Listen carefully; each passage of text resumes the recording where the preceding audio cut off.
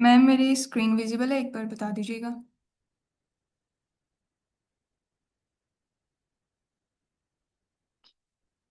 Yes, ma'am, it is visible.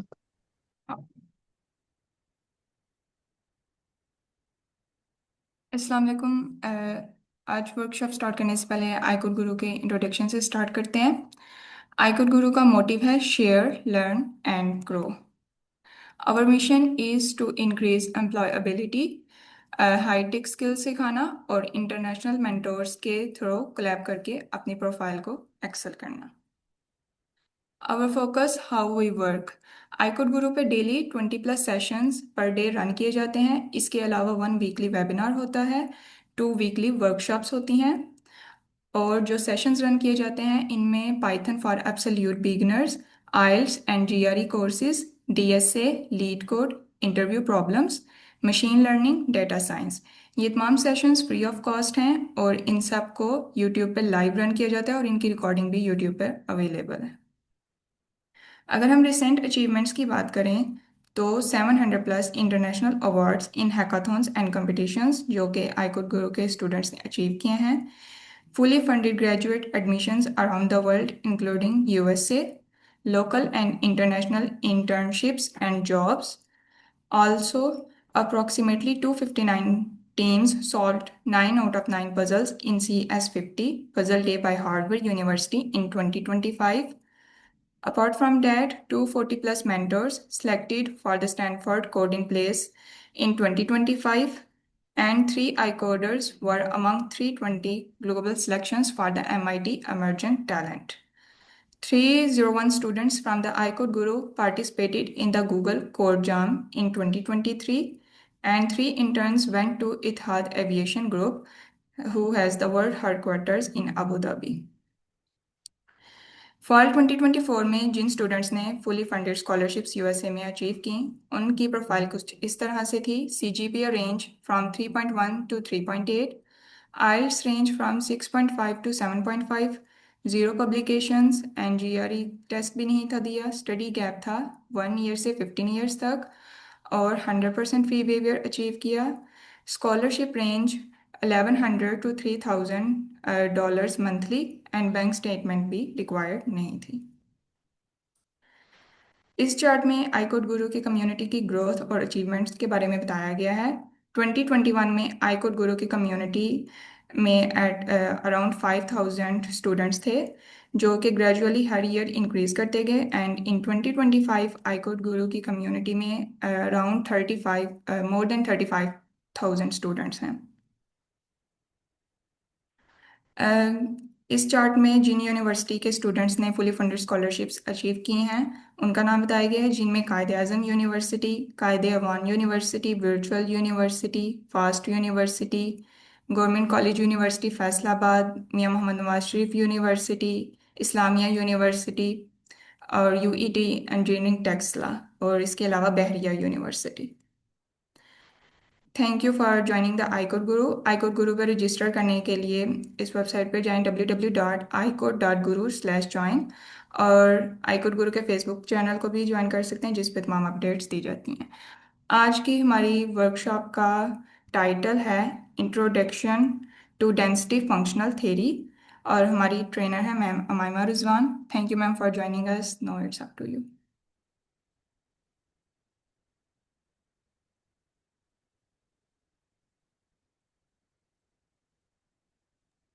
Okay ma'am, आप start कर Thank you. सकते Okay, okay. Thank you, Miss Isha. Okay, let me start.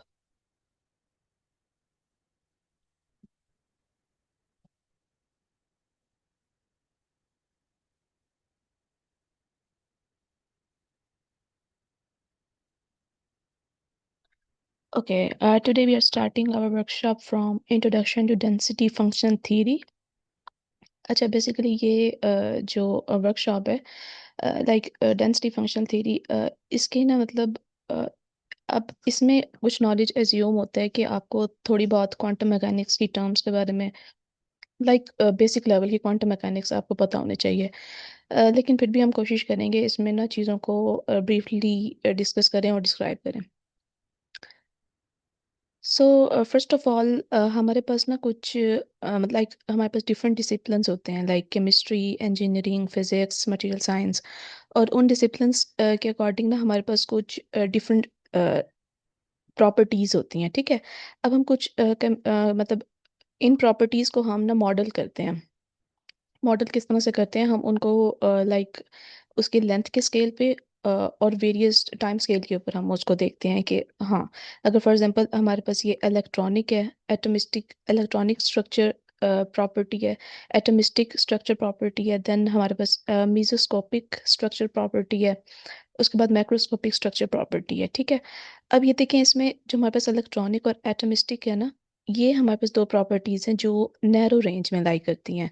मतलब ये इस regime में पिकोमीटर, नैनोमीटर, एंगस्ट्रॉम। तो उसके बाद हम जब लार्ज मटेरियल की तरफ जाते हैं, लार्ज सिस्टम्स की तरफ जाते हैं, तो उसमें हमारे पास मीजोस्कोपिक स्ट्रक्चर प्रॉपर्टी और मैक्रोस्कोपिक लाई करते हैं। तो ये दोनों प्रॉपर्टीज जो है ये इन दोनों से डिफरेंट होती हैं, क्योंकि इनके लिए हमारे पास जो है ना स्केल डिफरेंट होता है। अब देखें, जो क्वांटम रिजीम था हम देखते हैं ना, इलेक्ट्रॉनिक स्ट्रक्चर ऑफ मटेरियल्स जो है वो लाई करता है इस क्वांटम रिजीम में। इसी तरह हम थोड़ा सा एक वन स्टेप फर्दर मूव करते हैं तो एटॉमिस्टिक वो भी क्वांटम रिजीम में लाई करता है। अब इन दोनों को, मतलब इन दोनों में हम इलेक्ट्रॉनिक प्रॉपर्टीज को जब सिमुलेट करना चाहते हैं ना किसी चीज़ को, तो उसके लिए हम यूज़ करते हैं एब इनिशियो मेथड्स। तो ये हमारे पास वेव फंक्शन मेथड्स होते हैं। मैं थोड़ा सा ना आगे जाके बताती हूँ कि इसका डीएफटी से क्या डिफरेंस है।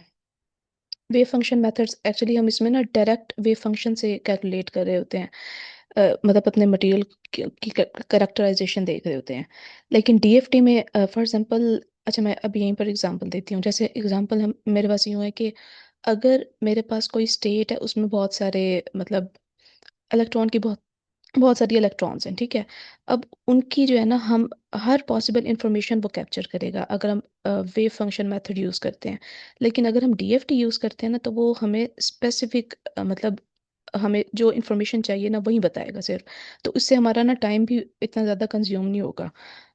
उसके बाद हम देखते हैं कि अगर मैं इस क्वांटम रिजीम से वन स्टेप फर्दर मूव करूं, तो उसके बाद मेरे पास ना डीएफटी होती है मटेरियल्स की। अब देखें, इसमें टाइट बाइंडिंग, फोर्स फील्ड्स, ये दोनों जो है ना, एमएलआईपी, ये है machine learning inter atomic potential. ये चीज़ें जो है ना, ये मीजोस्कोपिक और मैक्रोस्कोपिक स्ट्रक्चर्स के लिए होती हैं। हमारा ये कंसर्न ही नहीं है इस वर्कशॉप का ना। तो हमने मटेरियल्स की डीएफटी देखती हैं कि हम डीएफटी किस तरह से करते हैं। अच्छा, थोड़ा सा हम इसको बेसिक लेवल पे थोड़ा बहुत चीज़ों को देखते हैं कि हमारे पास ना क्लासिकल और क्वांटम मैकेनिक्स में क्या डिफरेंस है। इसमें हम कॉन्टीन्यूस लेवल्स देखते हैं, मतलब हमारे पास कॉन्टीन्यूस एनर्जी होती है। फॉर एग्जांपल, हर वेलोसिटी के लिए ना यहाँ पर उसकी अपनी एक काइनेटिक एनर्जी होगी।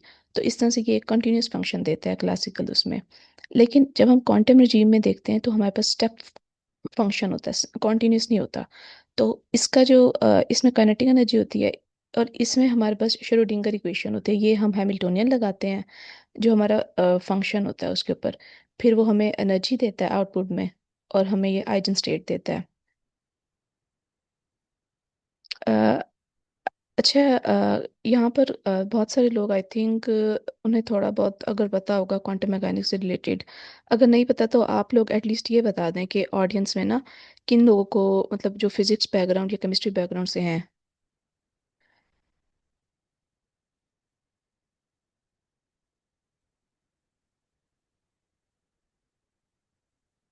चैट में बता दें, एक मिनट।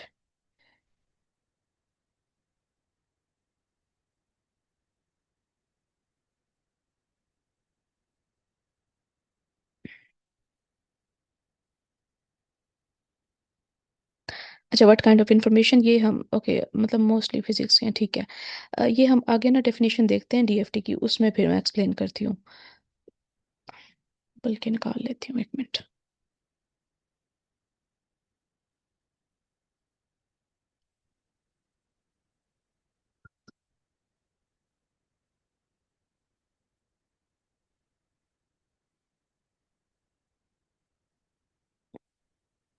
ये मेरी स्क्रीन शेयर हो रही है? यस मैम, जो आपने स्लाइड्स मैनी बॉडी हैमिल्टोनियन ये वाली स्लाइड शो हो रही है। नहीं नहीं, ये नहीं की मैंने। रुके एक मिनट।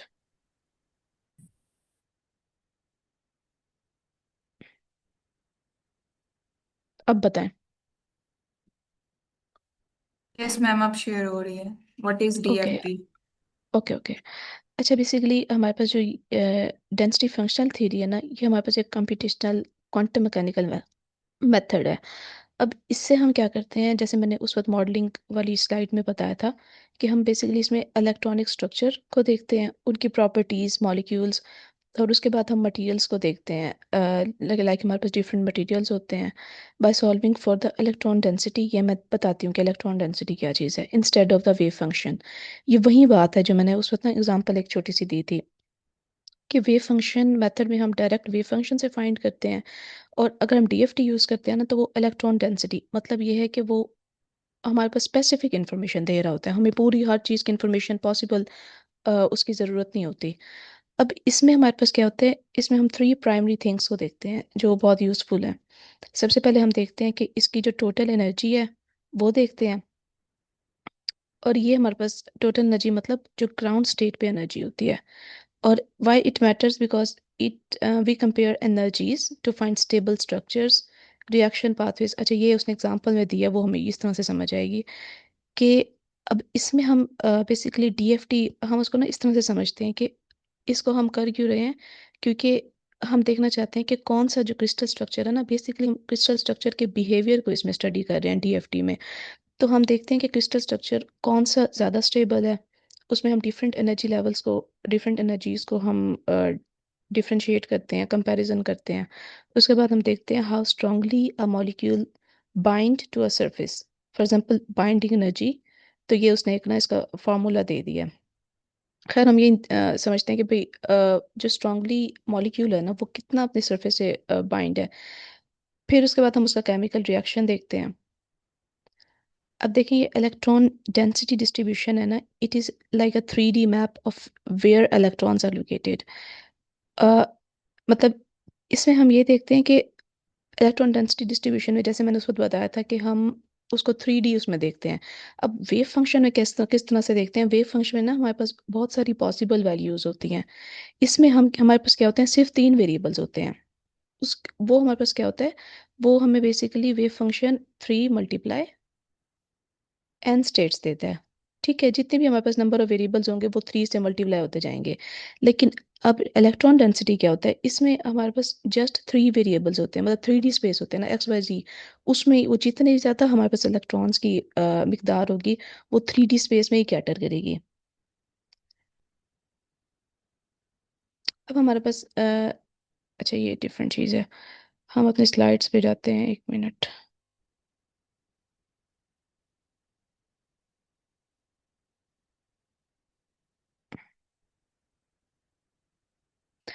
अच्छा, अब यहाँ पर है कि हमारे पास जो हाइड्रोजन जो वेव फंक्शन है ना, वो जस्ट हाइड्रोजन एटम को देखता है, क्योंकि एक इलेक्ट्रॉन होता है, तो वो उसकी सिमुलेशन कर सकता है। ठीक है, लेकिन हमें जब हमारे पास मैनी बॉडी हैमिल्टोनियन होता है, तो उसमें क्या होता है, उसमें हमें डीएफटी की ज़रूरत पड़ती है।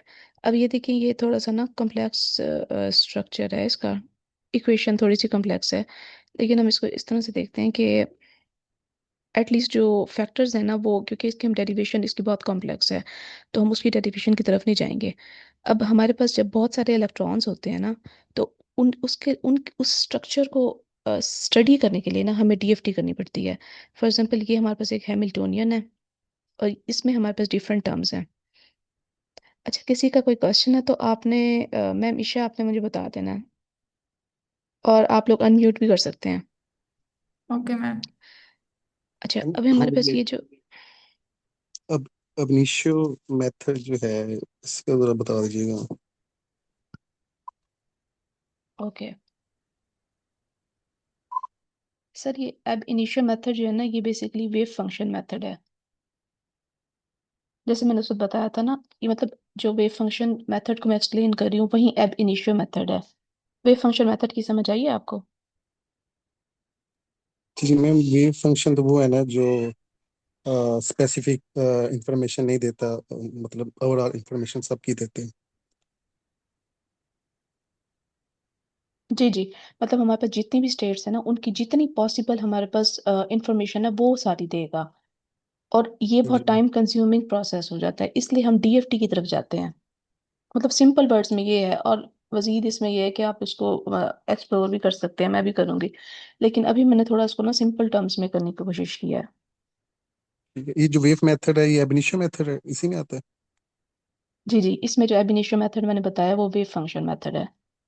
ठीक है।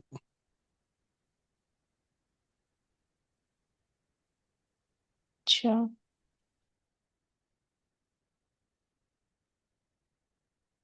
और ये एब इनिशियो मेथड जो है ना, ये फर्स्ट प्रिंसिपल्स जो हमारे पास होते हैं फ्रॉम फर्स्ट प्रिंसिपल्स, ये वहां से लिया है हमने। अच्छा, इसकी भी बहुत सारी ना एग्जांपल्स हैं, तो मैं उसमें नहीं जा रही, लेकिन थोड़ा थोड़ा बता देती हूँ कि जैसे हैट्री फोक मेथड है, कॉन्फ़िगरेशन इंटरेक्शन, मतलब इस तरह के जो डिफरेंट एग्जांपल्स हैं, तो ये थोड़ा ज़्यादा फिर कॉम्प्लेक्स हो जाएगा। तो मुझे थोड़ा सा कंफ्यूजन है, कंफ्यूज सी टर्म है ये एब इनिशियो, मतलब समटाइम ये बेसिक्स थिंग्स आ जाती हैं, समटाइम कॉम्प्लिकेटेड थिंग आ जाती है इसमें। बस आप इसको ना इस तरह से माइंड में रखें कि जो इसमें एब इनिशियो मेथड जो यूज हुआ है ना, वो वेव फंक्शन मेथड है। ओके। और ये इसमें अब वेव फंक्शन मेथड थोड़ा सा मैं फिर एक्सप्लेन कर देती हूँ कि इसमें जो है ना, it depends on all electron coordinates, जैसे मैंने बताया था कि सारी स्टेट्स आती हैं इसमें। लेकिन हम जब डीएफटी में इलेक्ट्रॉन डेंसिटी को देखते हैं ना, उसमें हमारे पास 3 स्पेशल कोऑर्डिनेट्स होते हैं, इसलिए हमने उसमें इलेक्ट्रॉन डेंसिटी चूज किया हुआ है डीएफटी में। उसमें सिर्फ एक्स वाई जी चाहिए होता है। इसके अलावा जो वेव फंक्शन मेथड है ना, ये कंप्यूटेशनली इसकी कॉस्ट बहुत ज़्यादा होती है एज कम्पेयर टू डीएफटी, और इस वेव फंक्शन मेथड की एक्यूरेसी भी कम होती है। ओके। ओके, अच्छा, ये हमारे पास एक इक्वेशन है। तो ये मैंने बॉडी हैमिल्टोनियन की इक्वेशन है। इसमें क्या है कि जो फर्स्ट टर्म है ना, ये हमें बता रही है काइनेटिक एनर्जी ऑफ द, ये आर, हाँ, ये हमारे पास काइनेटिक एनर्जी है ऑफ द इलेक्ट्रॉन। ये हमारे पास एक कोर है, न्यूक्लियस है, और इसके सराउंडिंग में हमारे पास शेल्स बने हुए हैं इलेक्ट्रॉन्स के, जिसमें इलेक्ट्रॉन्स होते हैं। तो अब इसमें हमने सबसे पहले हैमिल्टोनियन में जो काइनेटिक एनर्जी है वो इलेक्ट्रॉन की लिखी है यहाँ पर। उसके बाद हमने यहाँ पर न्यूक्लियस की काइनेटिक एनर्जी यहाँ पर इस फैक्टर में बताई है। फिर उसके बाद उसने यहाँ पर पोटेंशियल एनर्जी, पहले तो काइनेटिक एनर्जी है, ये हमारे पास पोटेंशियल एनर्जी है इस कोर न्यूक्लियस की। उसके बाद उसने हमें ये, अच्छा, ये भी हमारे पास दो एटम्स के दरमियान है। एक हमारे पास ये एटम है ना, और ये हमारे पास ये एटम है। इन दोनों के दरमियान जो हमारे पास पोटेंशियल एनर्जी है ना, क्योंकि इलेक्ट्रॉन इलेक्ट्रॉन रिपल्शन हो रही है यहाँ पर, तो ये इक्वेशन जो है ना, इसलिए ज्यादा डिफिकल्ट है कि यहाँ पर ना इलेक्ट्रॉन इलेक्ट्रॉन, क्योंकि वन हाइड्रोजन एटम होता है, उसमें तो कोई मतलब एटम नहीं होता ना, और तो उसको हम आराम से वेव फंक्शन से ना कैलकुलेट कर सकते हैं। लेकिन जब हमारे पास मैनी बॉडी हैमिल्टोनियन आता है, तो हम फिर डीएफटी यूज करते हैं। फिर यहाँ इस फैक्टर में उसने हमें पोटेंशियल एनर्जी बताई है दो न्यूक्लियस, ये दो न्यूक्लियस है ना, एक कोर ये है, एक कोर ये एटम का। और लास्ट में जो फैक्टर है वो हमें पोटेंशियल एनर्जी बता रहा है, क्योंकि अब ये भी एक दूसरे से मतलब शेयर्ड इलेक्ट्रॉन्स है ना इस न्यूक्लियस के साथ, तो ये भी हमारे पास जो है पोटेंशियल इन दोनों का है, इस न्यूक्लियस का और इलेक्ट्रॉन्स का। इसके अलावा हम इस मतलब मैनी बॉडी हैमिल्टोनियन को एटॉमिक यूनिट्स में देखते हैं। ये हमारे पास प्लैंक्स कांस्टेंट है, it is the mass of electron, और ये इलेक्ट्रॉन चार्ज, मतलब इस तरह के हम एटॉमिक यूनिट्स इसमें डील करते हैं। अच्छा, अब ये देखें कि जब हम मतलब इस बहुत ज़्यादा कॉम्प्लेक्स इक्वेशन थी ना, और कॉन्सेप्ट भी इसका उतना कॉम्प्लेक्स है, तो हम क्या करते हैं, हम एक अप्रोक्सीमेशन लगाते हैं इसके ऊपर। अब ये अप्रोक्सीमेशन क्या करती है, ये उस चीज़ को जो है, अच्छा, मैंने भी इस ना, मैं मतलब ऑनेस्टली बताऊं, मैंने इसमें ओपन हाइपर अप्रोक्सीमेशन ना बहुत ज़्यादा डिटेल में नहीं की। मतलब इसमें ना थोड़ा सा और भी डिटेल थी, लेकिन मैं उसको ना थोड़ा सा कंसाइज करना चाह रही थी ना वर्कशॉप के लिहाज से। तो इसको आपने अपने एंड पे भी एक्सप्लोर करना है। अब इसमें उसने अप्रोक्सीमेशन की है उस कम्प्लेक्सिटी को रिड्यूस करने के लिए। अब वो कहता है कि जो mass of the lightest of all nuclei hydrogen atom है ना, it is approximately 1800 times heavier than an electron. अब जो न्यूक्लियस है ना, वो ऑब्वियसली 1800 टाइम्स हैवियर होता है इलेक्ट्रॉन से, ये हमने पहले भी पढ़ा है काफी दफा। इसी तरह अगर हम एग्जांपल दें कार्बन की, तो उसमें भी हम देखते हैं कि जो उसका न्यूक्लियाई है ना कार्बन की, वो 2000 टाइम्स हैवियर होती है देन इट्स इलेक्ट्रॉन्स। अब इसके अलावा हम इसमें अप्रोक्सीमेशन लगाते हैं। एक तो हमारे पास इलेक्ट्रॉन्स जो होते हैं वो वेरी लाइट होते हैं और बहुत फास्ट मूव करते हैं। न्यूक्लियाई जो होती है ना वो बहुत हैवी होती है और बहुत स्लो मूव करती है। तो हम कहते हैं कि न्यूक्लियाई जो है ना 1000 of times heavier than electron, जैसे यहाँ पर मैंने बताया है। तो इसलिए न्यूक्लियाई की जो मोशन है ना वो बहुत स्लो होती है। अब हम अप्रोक्सीमेशन क्या लगाते हैं कि इलेक्ट्रॉन्स इस तरह से खुद को एडजस्ट करता है ना कि वो उसकी न्यूक्लियाई की पोजीशन के साथ साथ मूव करे। तो हम क्या करते हैं कि हम कहते हैं कि electrons are moving in the field of fixed nuclei. हम बेसिकली इसमें सॉरी न्यूक्लियाई जो है ना उसको हम फिक्स्ड कर देते हैं while solving electronic Schrödinger equation. ये हमारे पास हैमिल्टोनियन है ना, तो हम इसको सॉल्व करने के लिए इन इसको मतलब कम्प्लेक्सिटी को रिड्यूस करने के लिए ना हम सपोज करते हैं कि ये क्योंकि ज़ाहिर है दोनों की स्पीड में डिफरेंस है इसलिए हम इसकी न्यूक्लियाई को फिक्स कर लेते हैं। इसमें किसी को अगर कोई क्वेश्चन हो तो पूछ सकते हैं। मैम निकलाई फिक्स्ड मतलब इसका ये देखें इसमें हम, हाँ इसमें हम ना जस्ट उसको, मैंने जैसे सिंपल वर्ड्स में बताया कि उन दोनों की स्पीड में डिफरेंस है। इलेक्ट्रॉन्स बहुत फास्ट हैं, स्लो मतलब लाइट वेट भी हैं, फास्ट भी हैं, वो ज़्यादा मूव कर रहे हैं तेज़ी से। जो न्यूक्लियाई है वो हैवी है, वो मतलब उतनी पेस के साथ वो नहीं चल सकती ना। तो इसलिए हम क्या कहते हैं कि उसकी न्यूक्लियाई को हम इस तरह से फिक्स्ड करते हैं कि वो इलेक्ट्रॉन्स के साथ ही मतलब मूव करे। अजम्पशन करते हैं। अब इसमें हमने बेसिकली यहाँ पर क्या किया है, इसमें हमने ना इन दोनों को मतलब जो हमारा पिछला हैमिल्टोनियन था ना उसको हमने तोड़ दिया, स्प्लिट कर दिया उसकी कॉम्प्लेक्सिटी रिड्यूस मैम करने के लिए। हम्म। मैम चैट में क्वेश्चन है, व्हाई वी मेक अजम्पशंस। ये मैंने वही एक्सप्लेन किया ना कि हमने एजम्पशन क्यों किया, क्योंकि हमें देखिए मैं इस तरह से बताती हूँ। फिर अगर हम अप्रोक्सीमेशन नहीं लगाते ना यहाँ पर, तो जो हमारा वेव फंक्शन है वो डिपेंड करेगा बोथ इलेक्ट्रॉन और न्यूक्लियर कोऑर्डिनेट्स पे। सही है। अब मैं क्या करती हूँ, अब ये इक्वेशन एक्सट्रीमली कॉम्प्लेक्स हो जाएगी और इसको सॉल्व करना बहुत मुश्किल हो जाएगा। हमारे पास दो कोऑर्डिनेट्स आ जाएंगे ना, ये न्यूक्लियस के भी हैं, ये इलेक्ट्रॉन्स के भी हैं। मैं क्या करती हूँ, मैं इस तरह से करती हूँ कि उसकी न्यूक्लियाई को फिक्स्ड कर लेती हूँ। तो उसकी न्यूक्लियाई जब फिक्स्ड होगी ना उसके कोऑर्डिनेट्स हम काउंट ही नहीं कर सकेंगे। अब मेरी बात समझ आ रही है? उसके न्यूक्लियाई के जब कोऑर्डिनेट्स हम काउंट नहीं करेंगे तो क्लियर है। Just electron. क्लियर है। नहीं आ रही? ओके क्लियर है। Okay okay sorry. अभी मैं अभी इसको हम सॉल्व किस तरह से कर रहे हैं। अब इस जो न्यूक्लियर है ना, वो न्यूक्लियस को, इसके हैमिल्टोनियन को हमने अलग कर दिया है और इलेक्ट्रॉन को अलग कर दिया है हैमिल्टोनियन को। इसमें हमारे पास पोटेंशियल एनर्जी भी आ गई है न्यूक्लियस की, और सॉरी काइनेटिक एनर्जी भी आ गई है और पोटेंशियल एनर्जी भी आ गई है, और ये न्यूक्लियस न्यूक्लियस इन दोनों की रिपल्शन है। और इसमें हमारे पास जस्ट हाँ इलेक्ट्रॉन की है, ये potential energy, sorry kinetic energy है, ये पोटेंशियल, और ये भी पोटेंशियल एनर्जी है, ये इलेक्ट्रॉन न्यूक्लियस की और ये इलेक्ट्रॉन इलेक्ट्रॉन रिपल्शन की।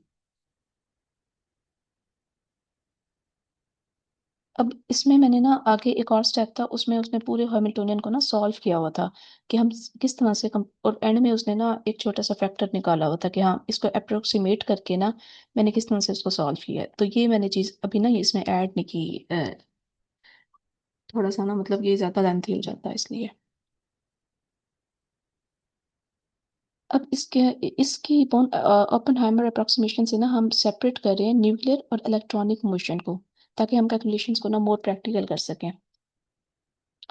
अच्छा अब ये हमारे पास है कुछ थ्योरम्स इन्होंने लाइक इन्वेंट किए थे। तो इन दोनों के नेम से ही वो थ्योरम बना हुआ है।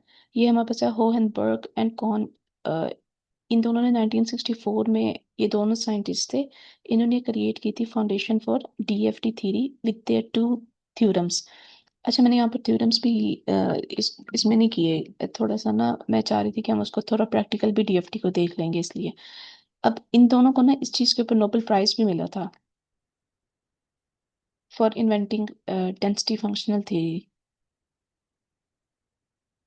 अच्छा अब इसमें देखें कि हमारे पास जो इलेक्ट्रॉन डेंसिटी बार बार हम पीछे मैंने मेंशन किया, उसका क्या मकसद है। अब इसमें मैं एग्जांपल लेती हूँ H2O की, ठीक है, ये हमारे पास वाटर की एग्जांपल है। इसमें हमारे पास ऑक्सीजन जो है ना, उसके ऊपर 2 लोन पेयर्स हैं। इसके अलावा ये हमारे पास दो हाइड्रोजन के साथ शेयर्ड इलेक्ट्रॉन भी कर रहा है। अगर हम इसकी इलेक्ट्रॉन डेंसिटी, अब मैंने ना इसको इस फिगर को इसलिए डाला ताकि हम इसकी ना फिजिकल इंट्यूशन देखें कि हम मतलब उसको माइंड में किस तरह से विजुलाइज करते हैं। अब ये देखें, इसमें हमारे पास ना एक ये पीक बनी हुई है और ये दो छोटे छोटे क्लाउड्स बने हुए हैं। ये जो दो छोटे छोटे हमारे पास एक डिस्टरबेंस ही बनी हुई है ना इसमें, ये हाइड्रोजन एटम्स हैं इसके, और ये ऑक्सीजन एटम है। अब इसको देख के आपको लग रहा होगा कि हमारे पास मोर नंबर ऑफ इलेक्ट्रॉन्स कहाँ पर होंगे, हाइड्रोजन वाली साइड पे होंगे या ऑक्सीजन वाली साइड पे होंगे। तो ऑब्वियसली हमारे पास जो नंबर ऑफ इलेक्ट्रॉन्स जो है ना, ज़्यादा से ज़्यादा मतलब प्रोबेबिलिटी जो है वो यहाँ पर है, ऑक्सीजन पे है।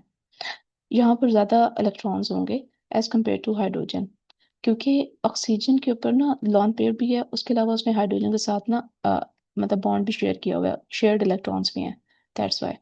फिर हम इसको, इसका दूसरी हम एक फिजिकली वो देखते हैं डायग्राम, तो उसमें हम देख रहे हैं कि इसमें जो इसकी एनर्जी डेंसिटी है ना, ये ऑक्सीजन की, ये हमारे पास ज़्यादा है एज कम्पेयर टू इस ऑक्सीजन हाइड्रोजन एटम्स के। तो इसकी एनर्जी डेंसिटी हमारे पास मतलब ज़्यादा बड़ा क्लाउड है एज कम्पेयर टू हाइड्रोजन। ये क्लियर है। Yes ma'am. ओके। अच्छा, हम इलेक्ट्रॉन डेंसिटी को फर्दर एक्सप्लोर करते हैं, एक minute, just give me a second.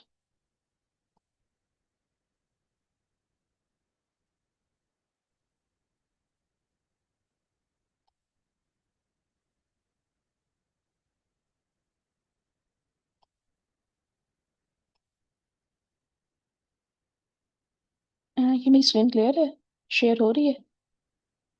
Yes ma'am. अच्छा, इसमें ना थोड़ा सा मैंने इसको ज़्यादा बेहतर तरीके से यहाँ पर था, तो मैंने इसको भी मेंशन करने का सोचा था। अब हमारे पास ना ये देखिए, जैसे मैंने वेव फंक्शन का बताया था, उसमें भी थोड़ा सा है।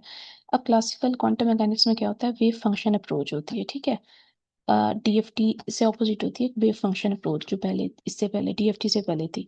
उसमें क्या होता है कि हमने we track the position of all N electron simultaneously.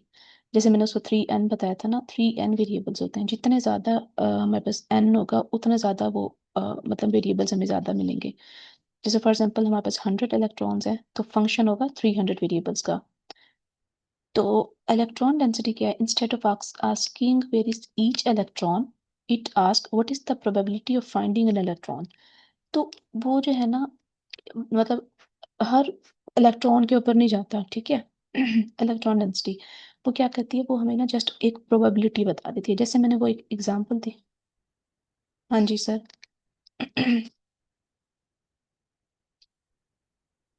Sir आप अनम्यूट कर लें।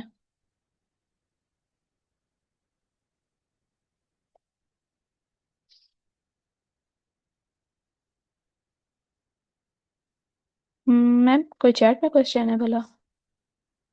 हाँ मैम, चैट में तो कोई भी नहीं।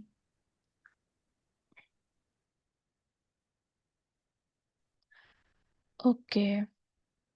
अच्छा, अब इसमें है कि हम प्रोबेबिलिटी फाइंड करते हैं कि वो इलेक्ट्रॉन मतलब किस पॉइंट पे हो सकता है, ठीक है। कंफर्म नहीं होता, हमें जस्ट प्रोबेबिलिटी होती है उसकी। तो जैसे मैंने उस वक्त अच्छा मैं पॉइंट बताने लगी थी, एक मिनट। हाँ, जैसे अभी मैंने एक वाटर की एग्जांपल दी है, तो वहां पर हम मतलब ऑक्सीजन पे ज्यादा नंबर ऑफ इलेक्ट्रॉन है, मतलब प्रोबेबिलिटी वहां पर ज्यादा थी। तो इस तरह से हम इसको देख सकते हैं। ये उसने सिंपल हमारे पास रॉ इंटू आर, ये हमें उसने एक फंक्शन दे दिया है, रॉ का फंक्शन है, उसमें हमने उसने देखा D2 D3। ये डी आर जो है ना, आर में हमारे पास 3 कोऑर्डिनेट्स हैं, ठीक है, हम इसको 3D स्पेस में देख रहे हैं। तो it is just a 3D scalar field. अब ये देखो, सेम हमें इंफॉर्मेशन मिल रही है, but only 3 variables regardless of system size, बेशक जितने भी इलेक्ट्रॉन्स और नंबर ऑफ इलेक्ट्रॉन्स। अब फॉर एग्जाम्पल ये हमारे पास है एज अ फोग और क्लाउड। इसमें हम देखते हैं कि ये हमारे पास एक डेंस फोग है, ठीक है, और ये थिन फोग है। ये न्यूक्लियस ए है और ये न्यूक्लियस बी है। अब बॉन्डिंग रीजियन मॉडरेट, यहाँ पर जो है, एक मिनट, ये दरमियान में जो है ना मिड के ऊपर, अच्छा इसकी विजुअलाइजेशन भी मैं दिखाती हूँ, 1 मिनट।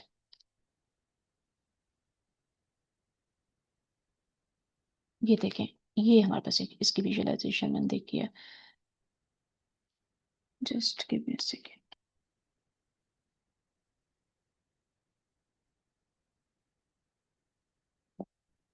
मैम ये विजिबल है ना, क्लियर है? यस मैम, जो क्लाउड वाली स्क्रीन है वो अभी शो हो रही है, cloud probability. Electron density,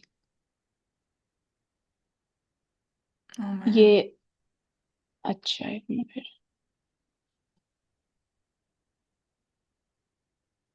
ma'am आप कंप्लीट विंडो शेयर कर लेना, फिर आप वहाँ से कोई भी स्क्रीन शेयर कर सकती हैं।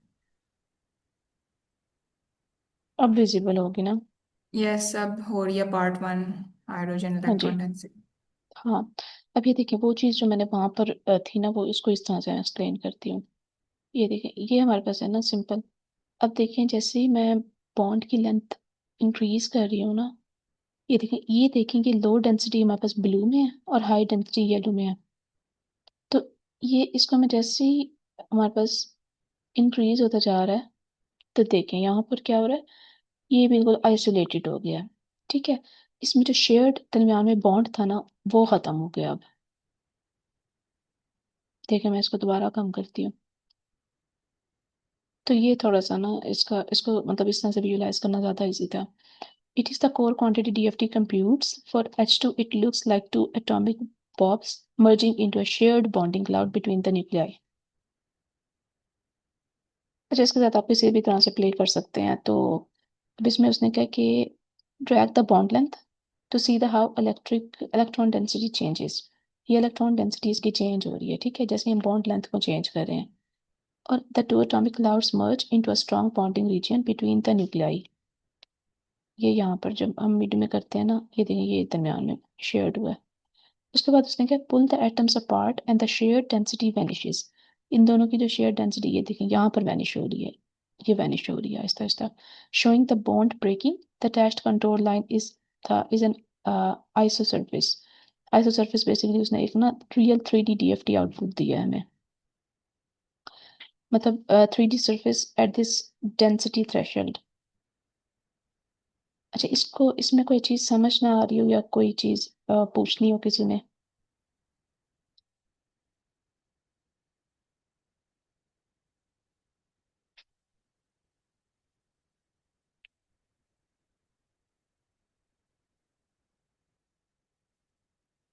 अच्छा, हम थोड़ा सा देख लेते हैं कि DFT हम किस तरह के मटेरियल्स के लिए यूज़ कर सकते हैं, और ये चीज़ हम देखते हैं, 1 मिनट। मैम आप कह रही थी कि स्क्रीन फुल विंडो शेयर करें, वो कैसे करूँ मैं? जब आप स्क्रीन शेयरिंग के ऑप्शन पे आते हैं ना, तो वहाँ आता है कंप्लीट विंडो, और कुछ स्क्रीन्स जो आपने ओपन की होती हैं वो शेयर हो रही होती हैं। अगर आप विंडो वाले को सिलेक्ट करें तो वो फिर कंप्लीटली शेयर हो जाती है स्क्रीन।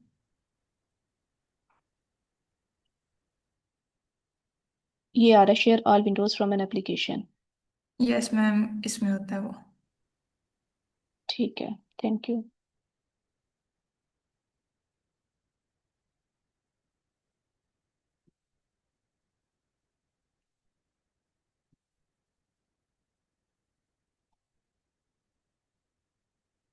मैम ये तो सब कुछ ही उड़ गया लगता है।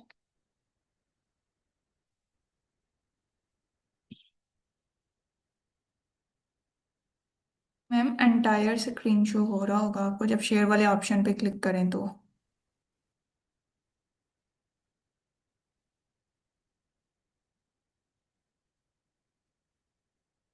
नहीं मैम, इस तरह से तो नहीं हो रहा। वही ठीक था मुझे लगता है फिर तो।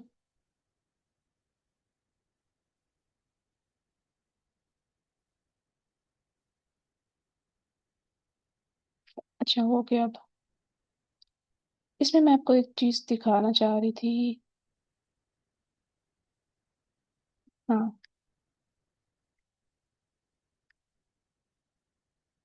अच्छा ये हमारे पास डिफरेंट एग्जांपल्स हैं,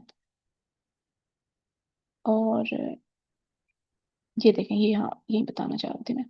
अब ये देखें कि ये इसमें हम ना different electronic energy levels find करते हैं, ठीक है, DFT से।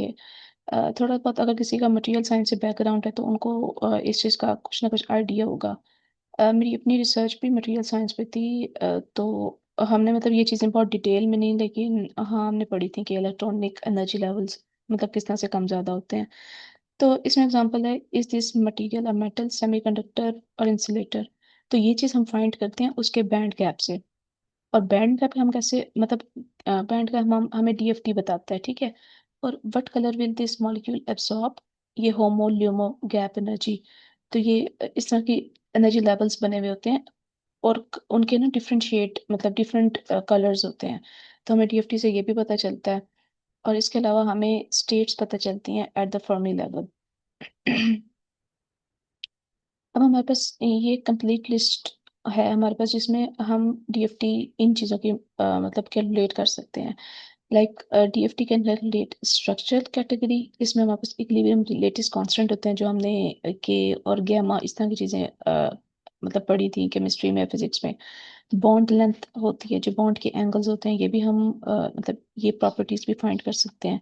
इसके इसके अलावा हम एनर्जेटिक में टोटल एनर्जी, फॉर्मेशन एनर्जी, जो बाइंडिंग एनर्जी होती है एनर्जी लेवल्स की, स्ट्रक्चर्स की, डिफरेंट क्रिस्टल स्ट्रक्चर्स की, वो भी फाइंड कर सकते हैं। और सबसे मोस्ट इंपॉर्टेंट ये होते हैं इलेक्ट्रॉनिक स्ट्रक्चर होते हैं, band structure, density of states, band gap, work function. और उसके बाद हम उसके मतलब ये सारी बहुत सारी प्रॉपर्टीज हैं, इनको हम आराम से फाइंड कर सकते हैं डीएफटी करके। अब इसको डीएफटी करने के हमारे पास कुछ की रीजंस हैं, राइट। इसमें हमारे पास ये मेथड है, ये उनकी एक्यूरेसी है, ये स्पीड है, और ये अब देखिए मैंने जो फर्स्ट स्लाइड शेयर की थी ना, उसमें हमने वेव फंक्शन मेथड, जैसे मैंने अब इनिशियल मेथड बताया था, उसकी accuracy very high but speed very slow, क्योंकि वो स्मॉल मॉलिक्यूल्स बेंचमार्क मतलब जितने ज़्यादा हमारे पास मॉलिक्यूल ज़्यादा हो जाते हैं ना, तो उनको वो कैटर नहीं कर सकता, वो मतलब बहुत स्लो हो जाता है सिस्टम। डीएफटी हम करते हैं, उसकी एक्यूरेसी हाई है, स्पीड बहुत फास्ट है, और रियल मटेरियल्स मतलब इसमें हम बहुत मोर नंबर ऑफ एटम्स को ऐड करके ना उनकी डीएफटी कर सकते हैं। फिर हमने देखा था कि टाइट बाइंडिंग और फोर्स फील्ड्स, ये हमारे पास बेसिकली जो हमारे पास मीसोस्कोपिक और मैक्रोस्कोपिक हमारे पास स्ट्रक्चर प्रॉपर्टीज थी, उनको डील करते हैं ये। और ये फोर्स फील्ड तो बिल्कुल बिल्कुल क्लासिकल उसमें चला जाता है, मतलब इसमें हमारे पास इलेक्ट्रॉन जैसी चीज को वो मेजर ही नहीं करते होते, हम बिल्कुल मतलब लार्ज सिस्टम में चले जाते हैं। तो इसमें ये थोड़ा सा मैं इनको बता दूं। अब हम ना इसकी स्मॉल मैंने कुछ एग्जांपल्स देखी थी बेसिक लेवल की डीएफटी की, तो वो हम थोड़ा सा देख लेते हैं। अब ये देखें, calculate the equilibrium bond length of hydrogen molecule, उसकी टोटल एनर्जी हमारे पास इलेक्ट्रॉन वोल्ट में एट डिफरेंट बॉन्ड लेंथ। तो ये हमारे पास उसने हमने डीएफटी को यूज करते हुए ना बॉन्ड लेंथ फाइंड करनी है इक्विलिब्रियम पे जो होगी हाइड्रोजन मॉलिक्यूल की। अब ये हमारे पास डिफरेंट बॉन्ड लेंथ है, और उनकी हमारे पास डिफरेंट टोटल एनर्जीज हैं। अब इसकी इक्विलिब्रियम बॉन्ड लेंथ कैसे होगी, सबसे पहले हमें ये देखना है कि इक्विलिब्रियम का मतलब क्या है, कि atoms want to be in the lowest energy state like a ball at the bottom of a valley. Equilibrium length is where total energy is minimum. अब हमने वो डिस्टेंस फाइंड करना है जहां पर उसकी जो टोटल एनर्जी है वो बहुत मिनिमम होगी, ठीक है ना। तो और वो एटम्स भी हमारे पास लोवेस्ट स्टेट में होना चाहिए। अब ये उसने ना हमारे पास डिफरेंट एनर्जी दे दी है, ये हायर एनर्जी है, ये lower lowest, then higher energy, ये मच हायर है। तो इसमें minimum the most negative energy हमारे पास है, क्योंकि हमने इक्विलिब्रियम देखनी है, हाँ। तो मोस्ट नेगेटिव एनर्जी हमारे पास 31.35 है एट 0.74 एंगस्ट्रॉम, ये वाली है। क्योंकि हम मैंने पहले बताया था ना कि हमने इसको देखने के लिए ना इक्विलिब्रियम के लिए हमने बिल्कुल लोवेस्ट पे देखना है कि लोवेस्ट वाला हमारा कौन सा लेवल है। फिर हम उसका उसके एक्सपेरिमेंट के साथ उसकी bond length DFT prediction matches correctly. तो डीएफटी ना इसकी प्रिडिक्शन मतलब बिल्कुल एग्जैक्ट मैच की है। अच्छा, डीएफटी करने के लिए ना हमारे पास डिफरेंट टूल्स होते हैं, उसमें हमारे पास बीएएसपी होता है, क्वांटम एस्प्रेसो होता है, और भी मतलब डिफरेंट टूल्स हैं। लेकिन क्वांटम एस्प्रेसो है ना, वो फ्री एक सॉफ्टवेयर है, उसके ऊपर आप कर सकते हैं डीएफटी। मैंने मेरे ना थोड़ा सा यहाँ पर इश्यू था, तो मैंने उसको क्वांटम एस्प्रेसो को यूज़ नहीं किया, लेकिन मैंने उसको ना क्लाउड से करके ना उसको एक एग्जांपल मैंने यहाँ पर दी है। मैं आपको दिखाती हूँ, एक मिनट। अच्छा, ये जो मैंने अभी प्रॉब्लम बताया ना, इसको विजुलाइज करने के लिए ना ये छोटा सा एक ग्राफ बना हुआ है। इसमें उसने ये एनर्जी है हमारे पास वाई एक्सिस पे, और एक्सेस भी हमारे पास बॉन्ड लेंथ है। अब यहाँ पर ये जो ये यहाँ पर पॉइंट है ना, इस साइड पे यहाँ पर ये लाई कर रहा है, जो हमारे पास लोवेस्ट एनर्जी लेवल है, जिसके बाद हमारे पास जो इलेक्ट्रॉन है ना वो मतलब हाइड्रोजन एटम है, वो इक्विलिब्रियम पोजीशन पे है, इक्विलिब्रियम बॉन्ड लेंथ पे है। फिर उसने कहा कि जो स्टेबल होता है डायमंड और ग्रेफाइट में से किसका क्रिस्टल स्ट्रक्चर मोर स्टेबल होता है। इसमें भी हमने ना डीएफटी कैलकुलेशन करके देख सकते हैं कि हमारे पास जैसे स्ट्रक्चर है डायमंड का और ग्रेफाइट का, इसकी टोटल एनर्जी 9.15 है नेगेटिव, और इसकी 9.22 है। कौन सा मोर स्टेबल होगा? सबसे पहले हमने स्टेबिलिटी रूल देखना है। उसमें हमने देखना है कि जो हमारे पास लोअर एनर्जी है ना, मैंने जैसे इससे पहले प्रॉब्लम में हमने देखा था कि मोर स्टेबल तब होगा जब वो लोवेस्ट एनर्जी पे होगा। More negative is better. Energy difference tells you how much more stable. अब इन दोनों के एनर्जी लेवल्स उसने दे दिए हैं। ग्रेफाइट का हमारे पास मोर नेगेटिव है देन डायमंड, तो इसका मतलब है graphite it is more stable then diamond. ये देखें, उसने उसको ना सब्ट्रैक्ट करके भी उसका मतलब डिफरेंस फाइंड किया है पर एटम। इसका मतलब है graphite is more stable by 0.07 electron volt per atom, क्योंकि इसका ज्यादा मोर नेगेटिव है एनर्जी लेवल। तो मतलब एक ये हमें कॉन्सेप्ट मिलता है कि जब भी हमारे पास जिसका मतलब जो सबसे स्टेबल दोनों एटम्स में से वो होगा, मॉलिक्यूल होगा जो जिसका जो एनर्जी लेवल है ना वो मोर नेगेटिव है और वो लोवेस्ट पोजीशन पे ज्यादा। और diamond is metastable, it wants to be become graphite but very slowly. ये तो हमने देख रहे।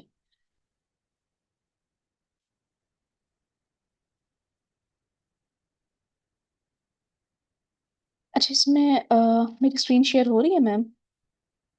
Yes ma'am. ठीक है। ये हाइड्रोजन इलेक्ट्रॉन डेंसिटी वाला है ना? Yes ma'am, step 4 calculate the energy difference, ये वाला है, डीप सिक।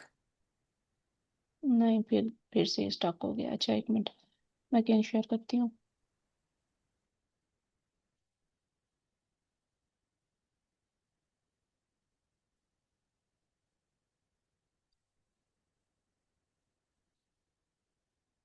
अब शेयर हुआ है। अच्छा, इसमें मैंने यहाँ पर ना एक प्रॉब्लम सॉल्व की है, सिलिकॉन बैंड स्ट्रक्चर। ठीक है, हम देखते हैं कि ये ना किस तरह से हम इसको विजुलाइज कर सकते हैं। अब देखें, ये हमारे पास है band energy problem, band structure, ये एनर्जी, ये हमारे पास के बेसिकली उसकी स्पेस है। ठीक है, tells you all the allowed electron energies as a function of crystal momentum के। ये क्रिस्टल मोमेंटम है for silicon, the famous result is an indirect band gap of -1.1 electron volt. अब ये देखिए, हम डिफरेंट एनर्जी लेवल्स इसमें change करते हैं, फिर मैं देखती हूँ कि नीचे कितनी वेरिएशन आती है। ये देखें,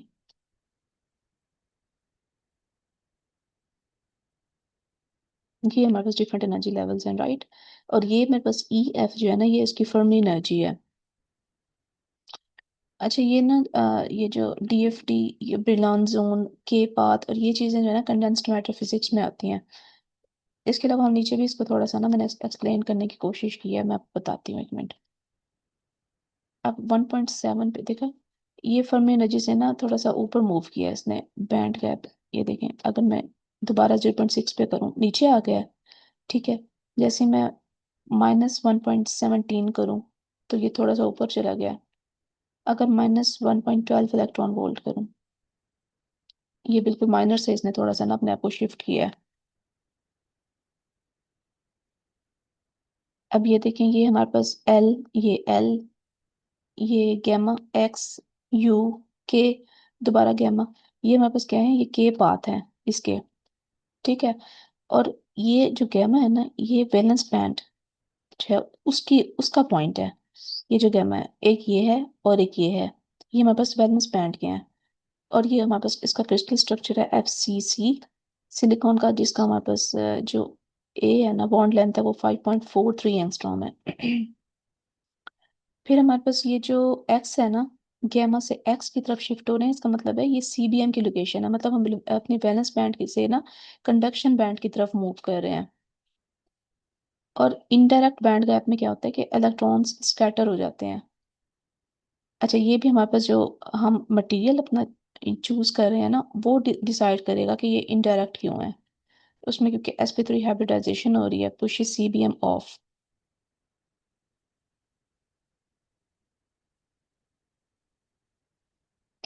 फिर ये देखेंगे इसने ना यहाँ पर बेसिकली यहाँ पर उसने ना क्वांटम एस्प्रेसो की यूज किया है, ठीक है।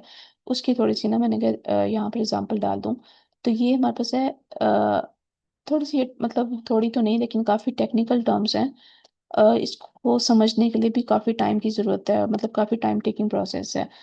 लेकिन फिर भी इसमें अब ये देखेंगे मैंने ना लाइक इसमें इसने कोडिंग दी है, साथ साथ इसने कैलकुलेशन उसके जो भी ये देंगे FCC लैटिस पर उसने पूरी ये जो है ना सिस्टम में उसने पूरी लैटिस बनाई है उसकी।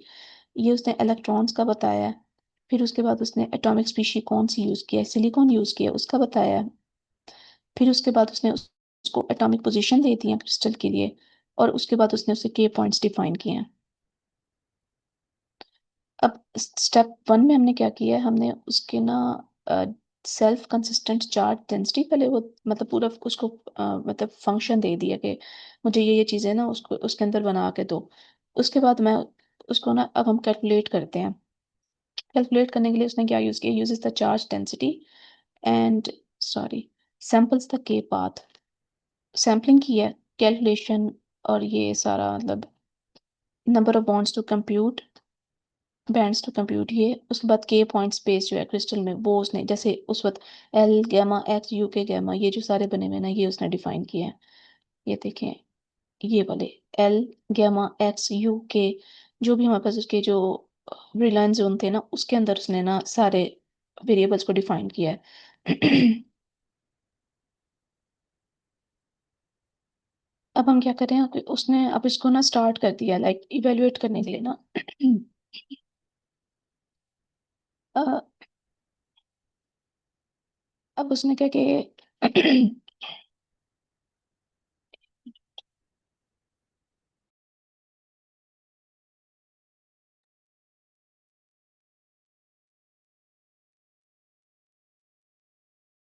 अच्छा अब उसने इसको ना प्रोसेस किया तो उसके बाद उसने ना उसका डाटा को प्लॉट किया है। प्लॉट करने के बाद उसने ना ये देखिए क्वांटिटी हमारे पास VBM क्या था, गैमा पॉइंट पे था जैसे मैंने उसको बताया, उसकी वैल्यू क्या थी 0 इलेक्ट्रॉन वोल्ट। और ये हमारे पास है PBE। उसके बाद उसने हमें बताया कि CBM जो है मतलब बैंड गैप इनडायरेक्ट है, band width of valence bands. अच्छा इसको एक मिनट रुके, ये देखिए अब उसने ना एनर्जी लेवल्स को साथ साथ ना बताता गया है कि हाँ गैमा के ऊपर कौन सा एनर्जी लेवल था और एक्स के ऊपर क्या था, यूके के ऊपर क्या था। देखिए इस तरह से ये वेरी कर रही है ना इसका जो एनर्जी लेवल है। तो उसको उसने बताने के लिए इस तरह की जो है ना वो यूज किए हैं, वेरिएबल्स यूज किए हैं।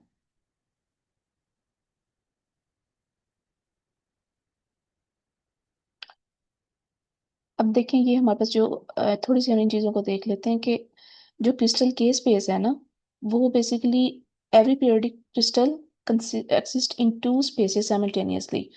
तो दो स्पेसेस में होते हैं। जो भी हमारे पास क्रिस्टल होता है मतलब क्रिस्टल स्ट्रक्चर होता है हम उसको ना दो स्पेस में रखते हैं। रियल स्पेस होती है जहाँ पर एटम होता है, एटम सिट करता है।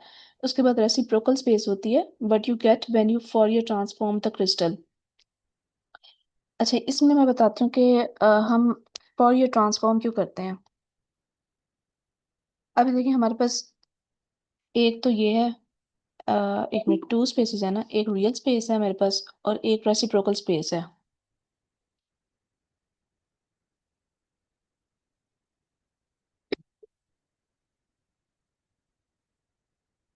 इसमें उसने कहा कि it describe how electrons behaves as a wave. अब फॉरियर ट्रांसफॉर्म करने का मकसद क्या है कि हम उसको इलेक्ट्रॉन तो हमें पता है ना कि हमारे पास डिफरेंट इलेक्ट्रॉन्स होते हैं लेकिन उसको वेव में करने के लिए हम क्या करते हैं कि हम उसका फॉरियर ट्रांसफॉर्म ले लेते हैं। रेसिप्रोकल स्पेस का मतलब रियल स्पेस का फॉरियर ट्रांसफॉर्म लेते हैं तो वो हमारे पास रेसिप्रोकल स्पेस आती है। तो ये हम उसको वेव में जस्ट विजुअलाइज करने के लिए कर रहे हैं। फिर उसने कहा the first Brillouin zone is simply the unit cell of reciprocal space. For FCC silicon Brillouin zone is truncated octahedron shape. अच्छा ये हम सिलिकॉन की शेप जो होती है ना ब्रिलॉइन जोन में मतलब इसका जो सिमेट्री होती है वो ऑक्टाहेड्रॉन शेप में होती है।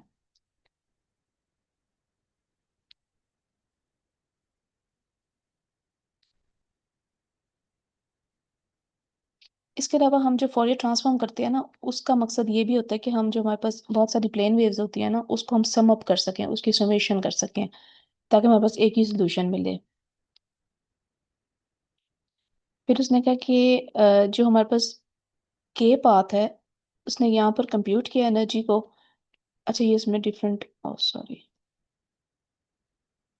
अच्छा इसको हम नहीं देख रहे, क्योंकि इसमें उसने डिफरेंट, बेसिकली वो कर ये रहा है कि यहाँ पर डिफरेंट जो आपके पास क्रिस्टल लेटिस है ना, और उस क्रिस्टल लेटिस के अकॉर्डिंग उसने ना ये जो के पॉइंट्स हैं उनको लाई करने की कोशिश की है उस ब्रिलॉइन जोन में, हाई सिमेट्री कॉर्नर्स को, और उसके बाद face center of Brillouin zone. फिर उसके बाद उसने कहा कि वैलेंस बैंड और conduction band at absolute zero, इसका मतलब है electrons fill all states up to the Fermi energy and leave everything above empty. तो उसके बाद जब valence band maximum is the highest filled state होगा जिसमें होल्स लिव हेयर। ये हमारे पास बैंड थ्योरी जो हम पढ़ते थे एफएससी में भी पढ़ी थी, ये उस बारे में थोड़ा सा ना उस तरह की चीज़ है, मतलब ये कॉम्प्लेक्स नहीं है, ये चीज़ थोड़ी सी है टफ कि के पाथ वगैरह, मतलब ये किस तरह से हम समझ सकते हैं। और इसमें हमारे पास conduction band, it is the lowest empty state, electrons live here when excited. तो वैलेंस बैंड से कंडक्शन बैंड की तरफ मूव करता है इलेक्ट्रॉन, और इन दोनों का जो एनर्जी डिफरेंस है वो हमें बताता है कि इन दोनों के क्या बैंड गैप है। जिस तरह से मैं उस वक्त ना इसको शिफ्ट कर रही थी ना, तो उसके एनर्जी लेवल्स जो है ना वेरी कर रहे थे इस तरह, इस तरह से वेरी करने के अलावा ना, ये जो कंडक्शन बैंड वैलेंस बैंड है इन दोनों के दरमियान भी इस तरह से जो लेवल्स थे ना, ये मैं ऊपर बल्कि दिखा देती हूँ। ये देखें, ये हमारे पास इन इस तरह से भी शिफ्ट आ रहा है इसमें। जैसे ये मैंने कहा था ना कि ये मेरे पास वैलेंस बैंड है और ये कंडक्शन बैंड है। अगर मैं यहाँ पर, एक मिनट, थोड़ा सा हम इसको खुद दोबारा देख लेते हैं। ये देखें, ये मैंने 0.6 किया है ना, अब ये देखें इसमें शिफ्ट एक तो इसके एनर्जी लेवल्स में आ रहा है, एनर्जी में आ रहा है, ऊपर से इसके जो है ना थोड़ा सा शिफ्ट ये फ्रॉम लेफ्ट टू राइट भी मूव कर गया है। ये देखें,